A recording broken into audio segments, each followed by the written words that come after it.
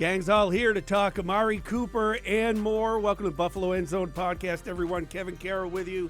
Stevie Johnson joining us in studio for this one. You love to see it. I love it. 13 here. We're talking about wide receiver trades. We got the man here. Perfect timing. Stevie Johnson in town. We'll get to that a little bit later in the podcast. We want to dive right into the decision made by the Bills to make a trade. We have talked about the wide receiver group, Stevie, a lot over the last few weeks after that solid 3-game start. Things started to struggle.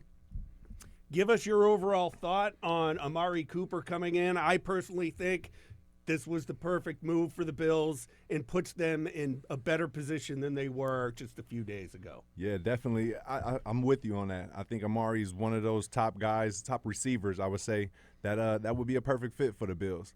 To be honest, I didn't have a problem with our receivers. I didn't have a problem with it at all. I know a lot of talk was going on about that.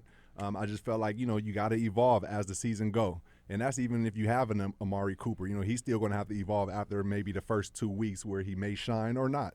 But I feel like this team is complete now. I felt like we were complete with what we had. But when I saw how plays were being ran, how the development of plays was being ran, you kind of feel like, okay, we may need a different type of piece. With the style that I thought that we can run with the guys that we had, would get the ball out faster. But that wasn't happening in the past few weeks. Throughout the entire season, it wasn't happening. Plays was long developing. And with that being said, having a receiver like Amari Cooper who can get open in separation on deep routes, intermediate routes, Josh is more comfortable to look a certain way. And I think he won't be as frantic, I think, that we've seen. He will look away and then he'll take off instantly. Now I think he'll be a little bit more settled with a guy like Amari Cooper. We've talked so much the last couple of years about NFL teams kind of evolving that too high shell because of the offenses like the Bills and the Chiefs and these different passing attacks.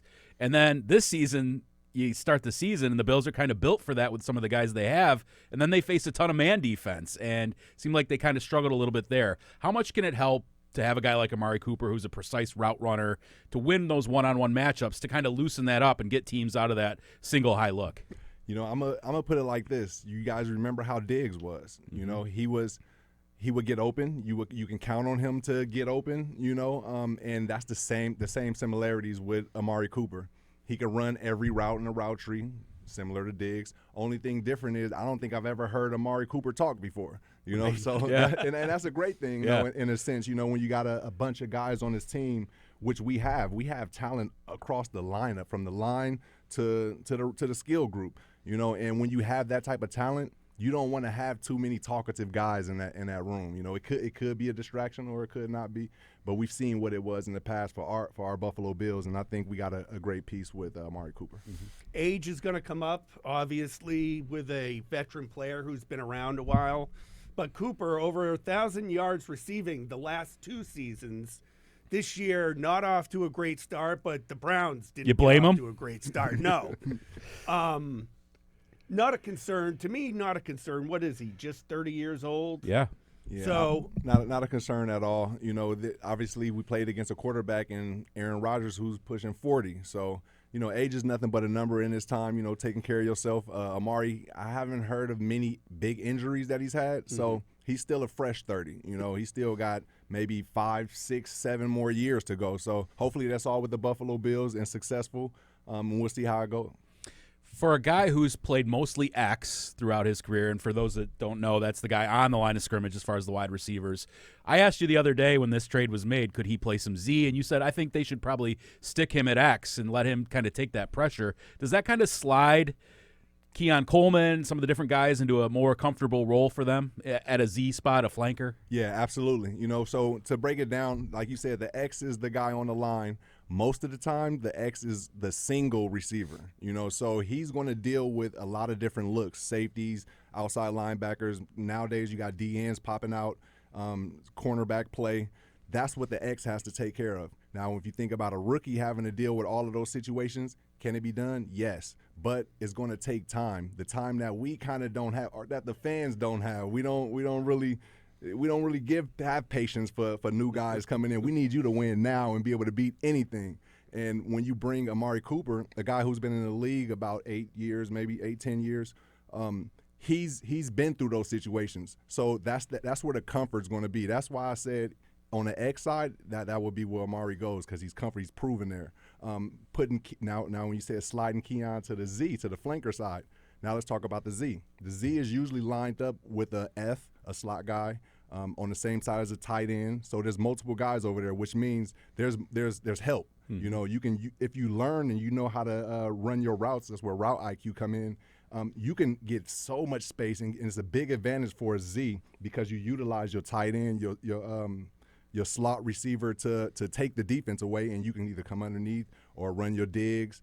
You see a lot of rookies get put in that Z position first when they come in the league because there's a lot of help. And I think that's where we're going to see Keon really pop off and thrive, you know, because he's not going to be the guy that they're dependent on to win every single time versus every single coverage. Let's give that to Amari Cooper, the 5-time Pro Bowler. So this goes, Amari Cooper comes in, immediate impact, but it will help Keon Coleman in his development down the road. Is that what you're saying with this? Yeah, absolutely, because we never know how things play out. We never know how people's mindset is. He looks cool and everything, and I'm not pointing at anything or trying to say anything, but you just never know with the type of pressure that's in his league.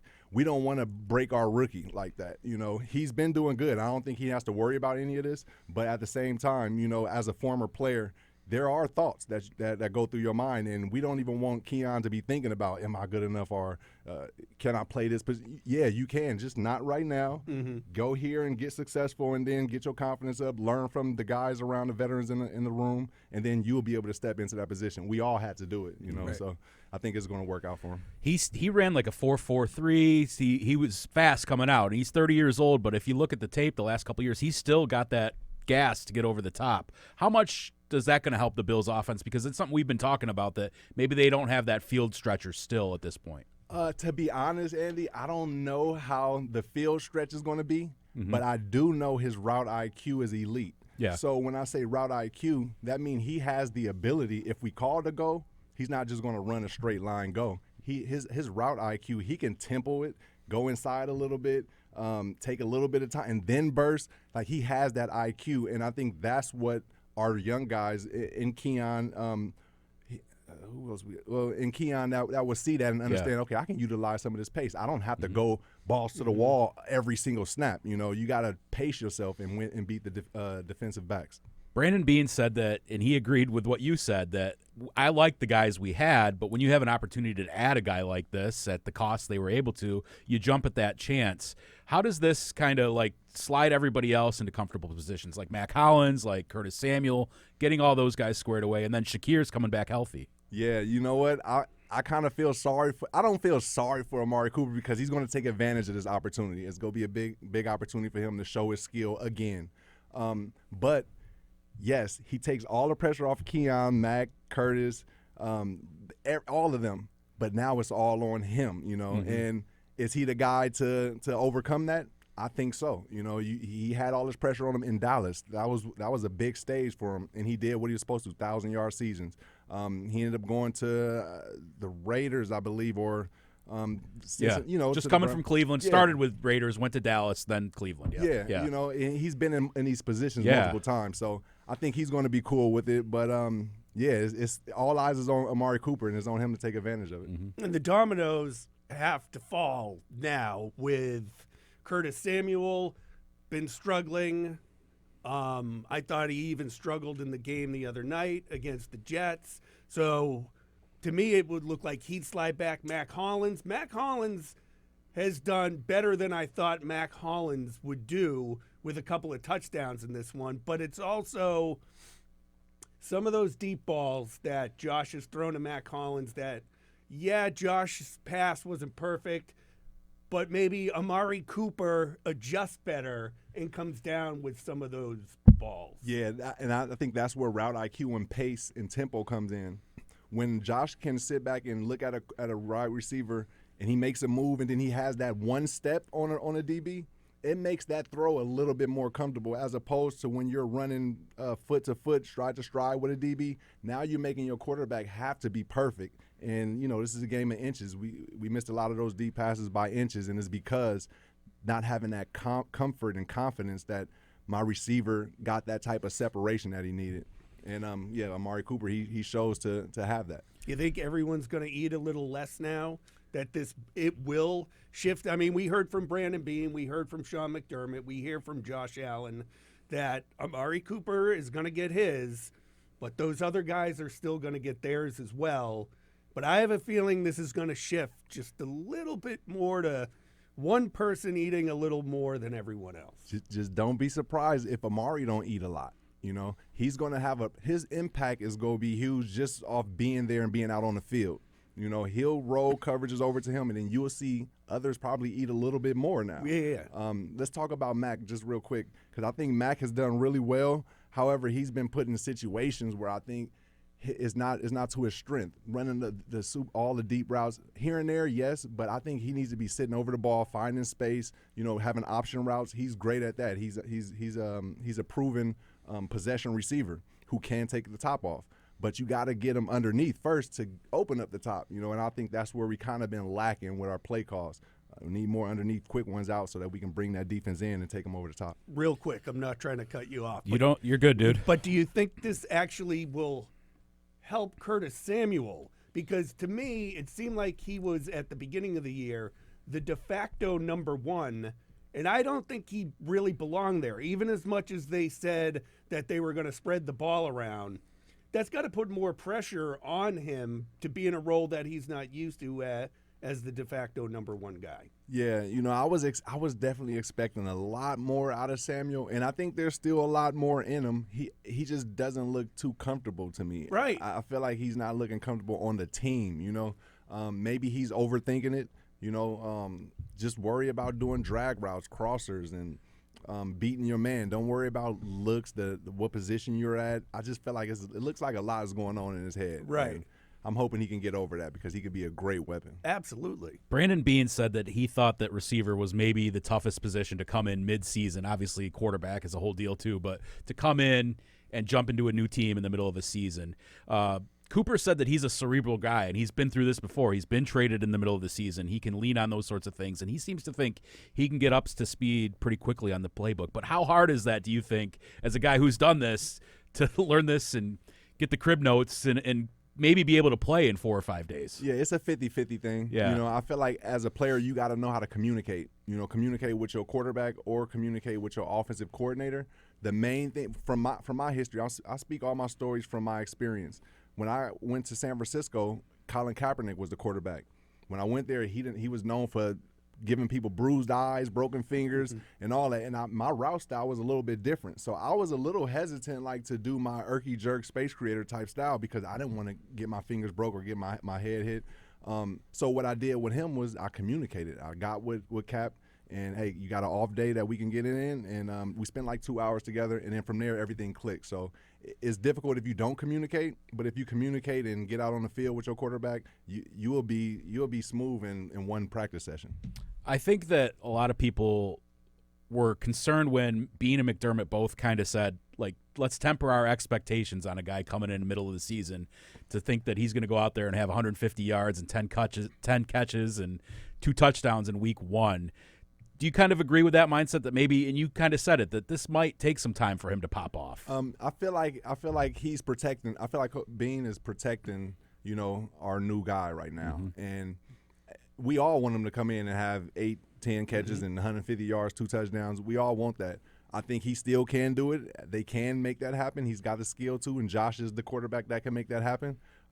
However, we don't want to go out of our playbook, go out of our identity, just to feed the crowd on what they want to eat. We still have to be a balanced team. We still have to. We seen a rookie running back and Ray Davis, blow up on a Monday night.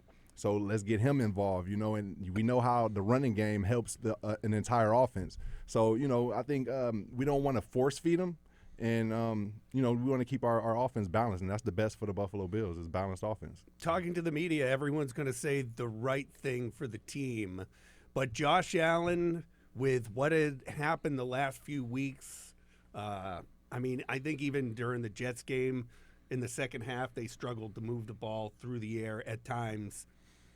He'll say the right thing, that they liked everyone they had. This is just But I would assume as a quarterback and what he wants and what he's driving for, this is actually incredible for him to get a veteran wide receiver like that in.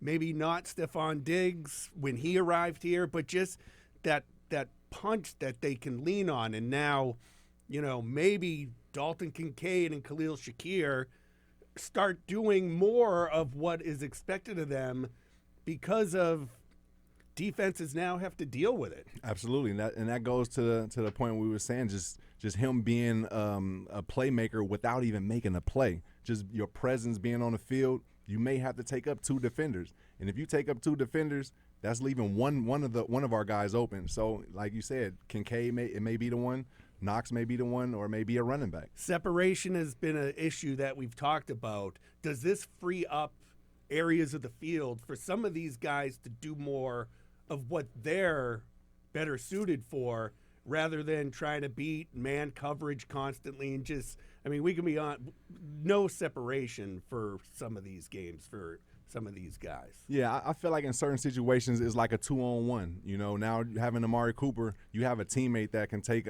some attention from somebody else, as opposed to it just being 1-on-1 versus everything, and you have to beat that person.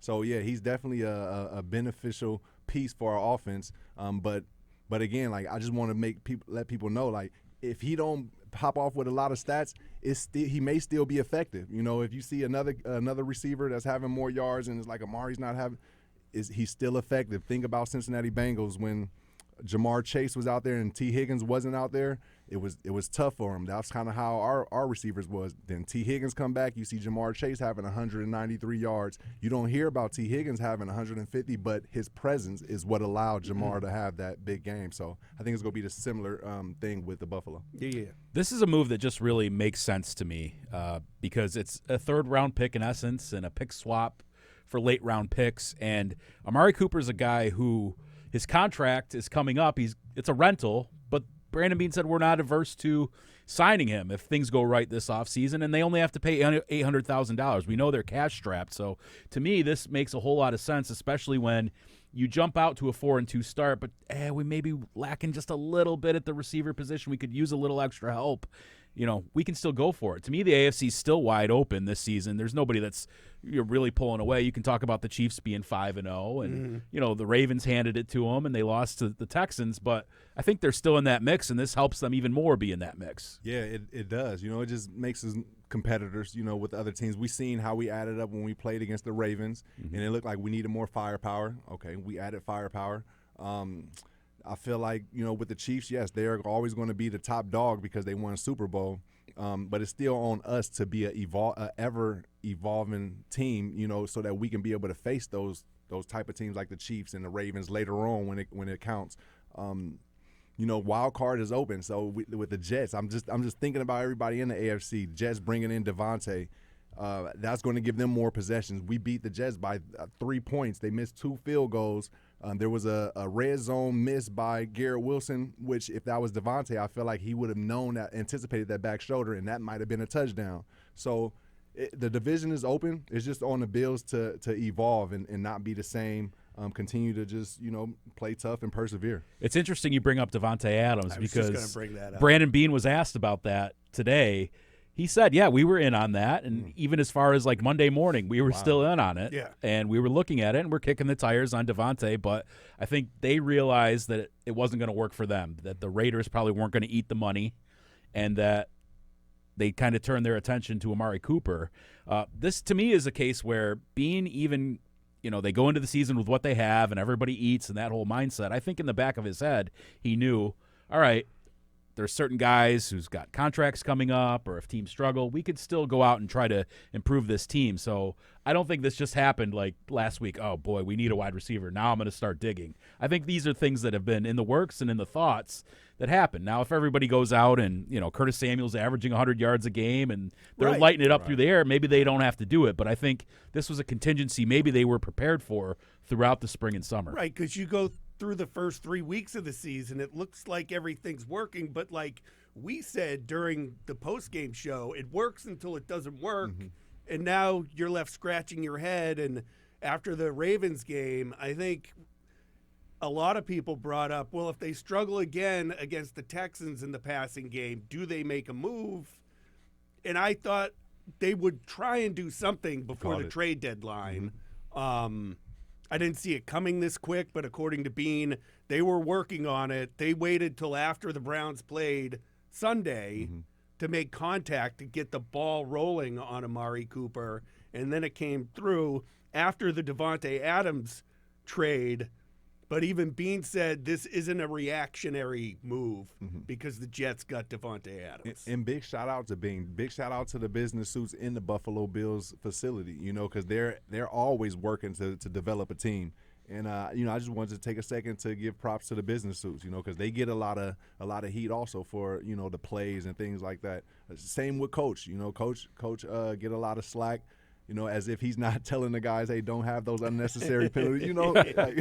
He's trying. So I'm going to give a shout out to the business. Yeah, lots been made of Cooper leading the NFL in drops this season. Now, a lot of people have pointed to the way the Browns have struggled there.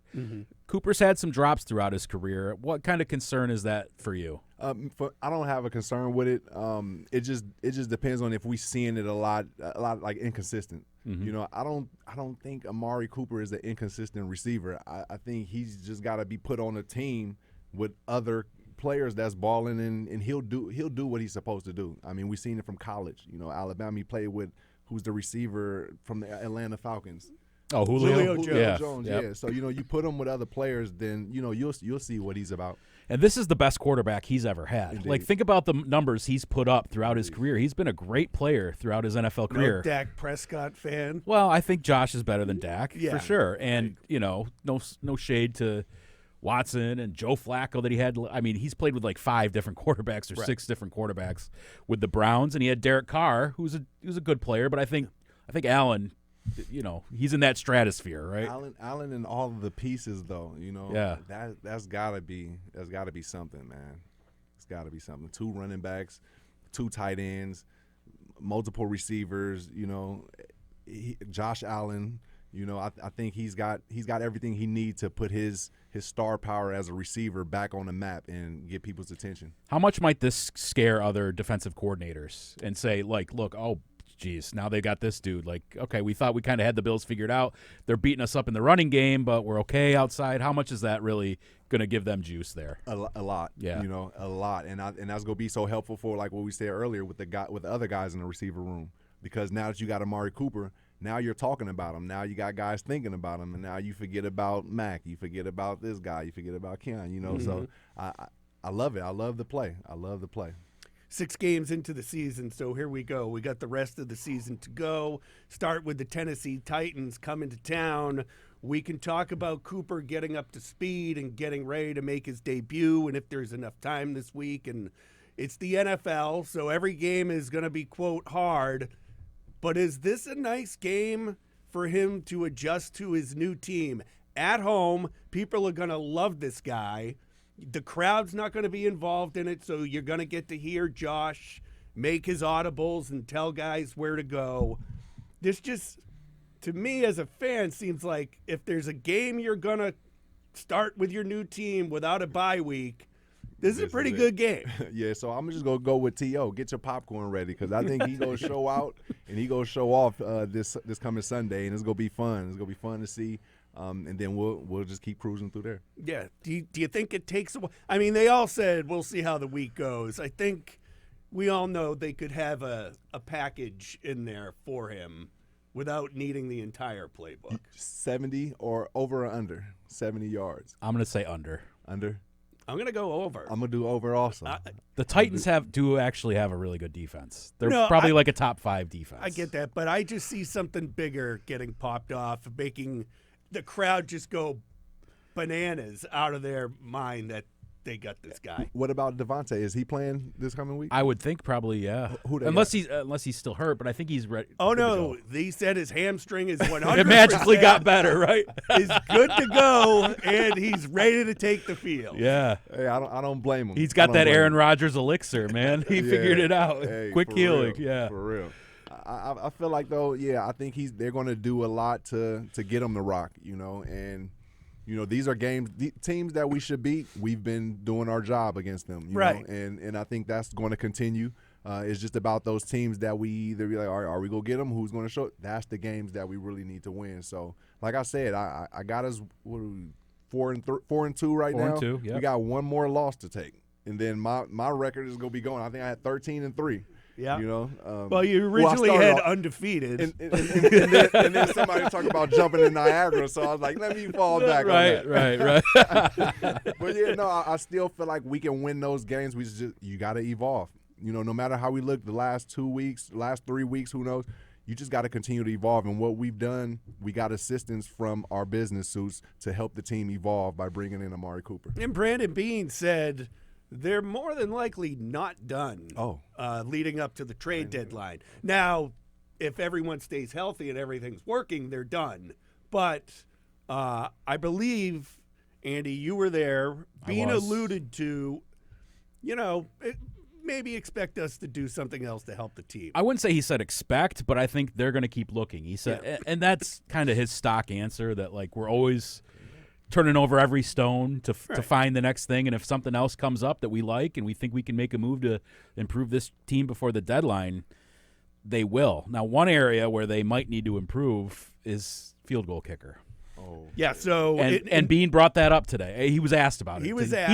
He didn't. I don't think he loved that it was brought up to him. He had a wry smile on his face when he was asked if there were kickers in for them to take a look at. Yeah, so they did work out a couple of kickers today, and he was asked about his confidence in Tyler Bass, and he said, "Look, we would love Tyler to be our guy, but right now it's not happening. So we've got to look at our options." And he said, Tyler understands it's a business, and he understands he needs to be better, and hopefully he can be. But right now, the production just isn't there. We've got to do our due diligence. And I think fans are like, okay, thank you, because they've been worried about him since the Chiefs game last year. But who knows what you're going to get? Well, right. There's not a lot out there. Right. But kickers are weird because you don't – like some guys just pop out and all of a sudden they're really good, right? Oh, yeah. Like you never – how many kickers have you heard of before they get picked up or drafted or off the street or whatever? Very few.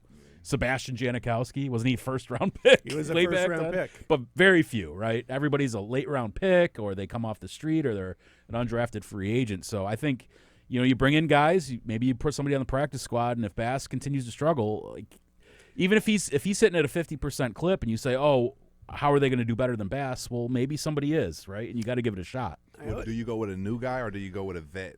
Right. I think you'd have to go with a vet that you'd have. I just remember back in the day, in the 80s, growing up in New England, the Patriots had an open tryout for place kickers once. Like, their place kicker was so bad, they just said, if you know how to kick a football, come show up to the team's facility. I highly doubt that goes on now. I don't see the Bills like, hey, whoever's out here, come on in. It might so work. Go with a veteran. It's a lot of talent in Buffalo. It might work. Try it out, Beane. It's interesting. NFL Draft Diamonds on X does a nice job with some of that free agency stuff, and they know really some of the well. guys. Reported that Alex McNulty, the former UB kicker, who's from Rochester, was one of the guys in for a workout. So that's interesting. He had some ups and downs at UB over the course of his career, but he is their all-time leading field goal kicker. Okay. So it's weird because sometimes you see college kickers struggle. Maybe the holders aren't as good there. Of course, they play with the wider hashes, that sort of thing. So, and you never know. We'll see. Yeah. I like the sound of that. Yeah. Before we move on to the game, MVS released, obviously, in this move.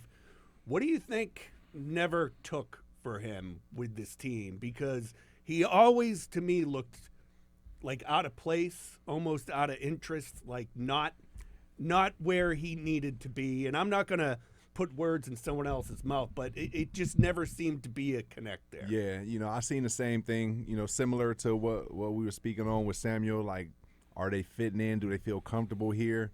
Maybe it's the route tree that he's given. Like I said against the Houston Texans, they lined up and they put Valdez-Scanlon on that hitch when it was 3rd and 6. And, he's not that guy. He's not that type of receiver to get that, and that's what I think played into MVS. He's running the wrong routes, When he was with Kansas City, you'd either give him some quick passes or he'd go run in the middle of the field and find a hole and sit there, He wasn't necessarily the guy that you line up and say, hey, I need you to win on this. There's other guys that cause that attention, and then he will get open. So I just felt like his route tree was wrong, and it is what it is. He'll end up back on the Chiefs at some point. They all go back to the Chiefs. Where he's going to end up is with the Jets. Back with Rodgers. I forgot about that one, too. Yeah, they're going to sign Jordy Nelson pretty soon, too. Bring back all the old Packers, right? Greg Jennings, bring back all the dudes, right? Let's get to the game. Jennings, Titans at Bills. Stevie, Bills -9 in this game, according to BetMGM, which I go to. You're never given any money to, right? No, I don't have their app. It was just easy to find on the internet. Yeah. I don't know. The feeling going into this game is that the Bills are in a comfortable spot. The Titans have struggled to start the season. That I just see the Bills kind of pulling away in this. Yeah, I feel like you have to dominate. Whether you dominate or not, just get the win. But if it's in a dominating fashion, I think a lot of people would chill and then we'll get back on track. But if we struggle against this Titans team, just be ready, have thick skin. And that's in all NFL teams, all cities. But just be prepared for that, because like Andy said, the Titans their defense isn't a sleeper team. They're pretty solid. So we just got to go out and take it, because are they playoff teams? Are they a Super Bowl contender? I think not. So we need to dominate this team. I think 9 is a lot anytime in the NFL. It is. So I wouldn't say 9. I think it's kind of more of a lower scoring affair, but I think the Bills win this game, but I don't think they cover 9. Well, that's the other thing. The over-under is 41 points, which it basically was for the game against the Jets. It was 43. They hit 43. Yeah, no. That's what I'm saying. Yeah. But I think it was 41.5 was the over-under. Right. So I see this game going above the 41.5 as well. I see it right around there, probably maybe even under. I'm thinking, Bills win 21-13, something like that. I got 32-17, Stevie. I think Bills get back up to the 30-point mark. Yeah, I was thinking 24-17. Really? Yeah. Right at the number. Yeah, I was thinking it was going to hit right at the number. Okay. Yeah. All right. That's my feeling. Yep. That's fair. Because this is like when you got a strong defense, you just never know, man. No matter how your offense is moving, if that defense came to play, it can slow a lot of things down. It can take momentum. For sure. I got you. All right, let's do a little 3 and out and close shop here. Start with why you're in town, Stevie. Go ahead and plug away on what you got going on the next couple of days. Yeah, so shout out to Eric Wood. We launched our official 4th book, which is Eric Wood Centers on What's Good, with my partner Charlie Roberts and Zachary McCabe. We'll be at the Resurgence Brewery on the 19th at 2 p.m., and we'll be down there with the Bills Mafia from UK and Germany. So if you guys got time, come through and have a good time with us. Eric will be down there.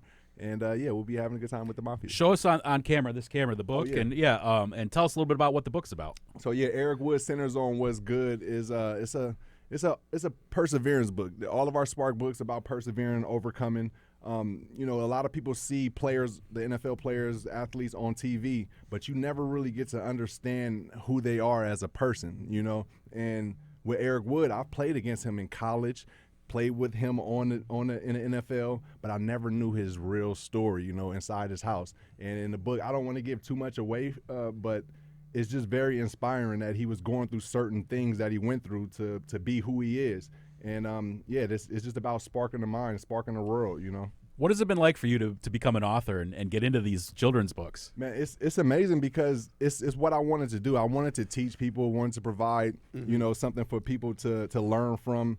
And I didn't want to be so much on myself. That's why I wanted to look for other people like Eric Wood, Fred Jackson, my friends, Ryan Fitzpatrick. And the thing with all those players, everybody's going through something. With Freddie, you never would have thought because he's so big and strong, but his obstacle was being too small, being overlooked. Ryan Fitzpatrick, you supposed to stay in the school, stay in books. He had to overcome and be who he wanted to be.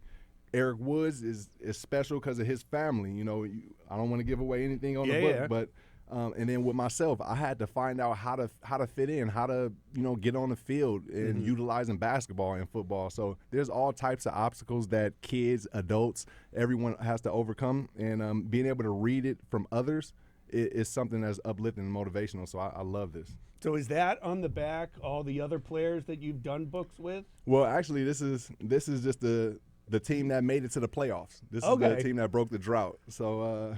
That's cool. I snuck in there though. I snuck in there, so I was like, "Yo, I need to feel that." Right? You see me in there, but yeah, no, this is it's just something that we can support our players with, and we're looking to do more. We got the Bills Mafia fans from around around the community in here. Well, we got Kyle Brandt in here. All right. The next book, I'm gonna have to get you guys in it. So yeah, so just be on the lookout for that. We creating, man, and this is what it's about, just uplifting and inspiring. Love it. You're also taking part in the finish at the 50. So we did that. Shout out to everybody that came to the 50-yard finish. That was an amazing time. The adults, the kids. Check this out. We had a 96-year-old woman that ran the 50-yard finish. Wow. That's amazing. She got her award and everything. But, this week I'll be doing my Why So Serious Run Fest at Sweet Home High School. Ah, okay. Yeah, 8 o'clock in the morning. We're with the Eager to Run, the motivation crew out of Rochester, New York. It's a great community. It's what we're doing is we're basically just activating, getting people activated and being around each other. It's not a competition. You don't have to run. You can walk it if you want, and it's an hour and 3 minutes, and you just activating and networking with people. Very That's cool. awesome. Amari Cooper said he doesn't know much about Buffalo yet. He just got here. Where would you recommend he goes now that he's in Buffalo? We can just go with Wings if we want to. Okay, Wings. Yeah. Wings. I'm definitely going Elmo's. You gotta go All hit right. them Elmo's, man. I went The double dip. Oh my goodness, it's so good. Yeah. Shout out Elmo's with the wings. I probably had a 50-piece in one sitting. I may have to go back after we finish the pod. What's your flavor at Elmo's? Yeah, I like the lemon peppers. Okay. Yeah. Okay. Yeah. I'm good with the lemon. Excellent. I've never been to Elmo's. It's not in Williamsville. It's close enough. Is it? Yeah. Oh, wait a minute. It's over by UB, Yeah. right? Yeah, right by UB. What are you doing, man? Yeah, actually, when I play hockey on the weekends, it's right by the arena. Well, now we know what you're going to do on Saturday after hockey. Now we know, and then I'm going to go to Resurgence and hang out with Stevie and get a beer. Chicken Big Mac, anyone try that yet? Chicken Big Mac? Nah, I'm good. No. I'm good. But I tried it. how is it? It's too much breading. It's fried chicken breasts instead of beef patties with the 3 layers of bread. It's just too much breading. Okay. If you want a chicken sandwich, throw Big Mac sauce on it. It's probably better. It's just I don't know, man. The McChicken with all that other the cheese and the Thousand Island, the Russian dressing and all that. The special sauce, it's not a much. Russian dressing. It's close enough. Yeah, I like the creation, but it's probably a bit much. Yeah, it is a bit much. And take it from me, 2 is really a bit Well, much. they do this. 2? Yo, this guy, man. Savage mode. Okay. That's how he is. I didn't know how big the chicken patties were going to be. He doesn't eat all week and then gorges himself on the weekend. So he's 2 of them things. he's getting. You go to Mighty Taco. What are you ordering? Like 8? Yeah, I like Mighty Pack's fine. I'll stop at 6. I like Mighty. Or ETS. ETS is good. Yeah. Get the I haven't pickle. been there in a minute. I got to get the ETS. Yeah.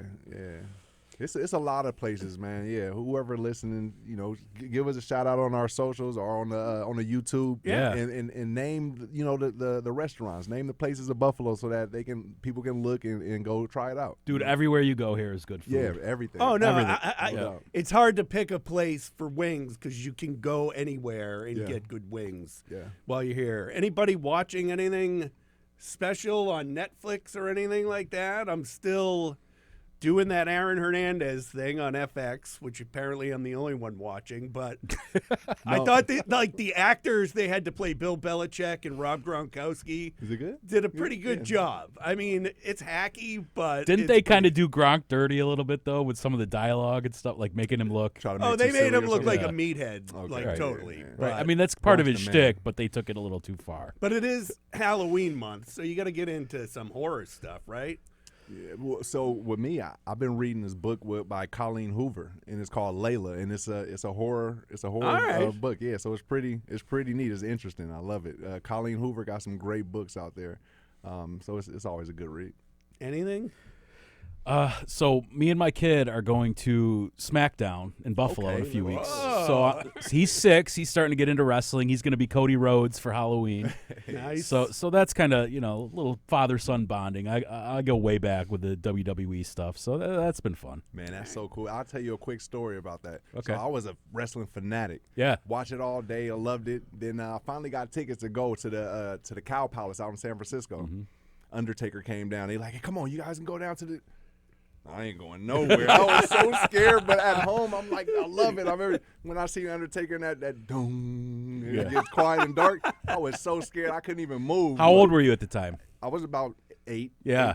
8, 9. Dude, yeah. Back then, Undertaker. Yeah, it was I mean, serious. they're zipping people up in body bags, Yeah, and the casket. locking the Ultimate Warrior in the casket. Yeah, like Paul Bearer coming out there right. looking scary, oh, man. yes, Yeah. my Undertaker. I was terrified. But I feel you, dude. That's gonna be cool, yeah. man. They'd That's cut cool. to shots in the crowd back then in the early 90s, and like kids are crying, or Yeah. like they're white as a ghost watching this guy Yes. come to the ring because he was like a zombie. That's a riot. Yeah, I love it. that's great. You got the Bills, Titans, 1 o'clock kickoff coming up this Sunday. Buffalo End Zone post-game show to follow.